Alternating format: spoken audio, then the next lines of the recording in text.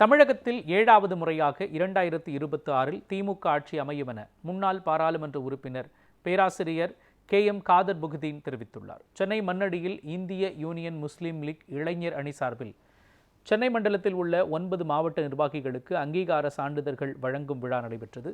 இதில் முன்னாள் பாராளுமன்ற உறுப்பினர் பேராசிரியர் KM காதர் புகுதீன் விழாவில் சான்றிதழ் வழங்கி முகமது அபூபக்கர், முகமது யூனஸ் உள்ளிட்ட முக்கிய நிர்வாகிகள் முன்னிலையில் நிகழ்ச்சி நடத்தப்பட்டது.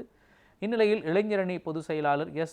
அன்சாரி மதார் தலைமையில் 200க்கும் மேற்பட்ட நிர்வாகிகள் கலந்து கொண்டனர். டெல்லியில் இந்திய யூனியன் முஸ்லீம் லீக் தலைமை கட்சி அலுவலகம் வருகிற 24ஆம் தேதி திறக்கப்பட உள்ளதாகவும், இதில் இந்தியா கூட்டணி சார்பில் சோனியா காந்தி, ராகுல் காந்தி, தமிழ்நாடு முதல்வர், கூட்டணி கட்சி தலைவர்கள் பலர் பங்கேற்க உள்ளதாகவும் தெரிவித்தார். இதனைத் தொடர்ந்து தமிழகத்தில் திமுக ஆட்சி 7வது முறையாக 2026ஆம் ஆண்டு தேர்தலில் மீண்டும் வெற்றி பெறும் என்று தெரிவித்தார். வரக்கூடிய 24ஆம் தேதி அந்த தலைமை நிலைய திறப்புலா நடக்கிறது.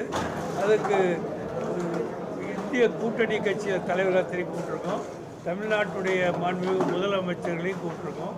அவங்க சார்பாக யார் வருவார்கள் என்பது தெரிவிப்பாங்க. அது இந்தியாவில் ராகுல் காந்தி, சோனியா காந்தி மற்றும் உள்ள வடநாட்டில் உள்ள தலைவர்களையும் நாங்கள் கூப்பிட்டுருக்குறோம். ஏன்னா இந்தியா முழுவதும் இந்தியா கூட்டணியில் உள்ள எல்லா தலைவர்களும் அதில் பங்கேற்கக்கூடிய விழாவாக அது இருக்கும்.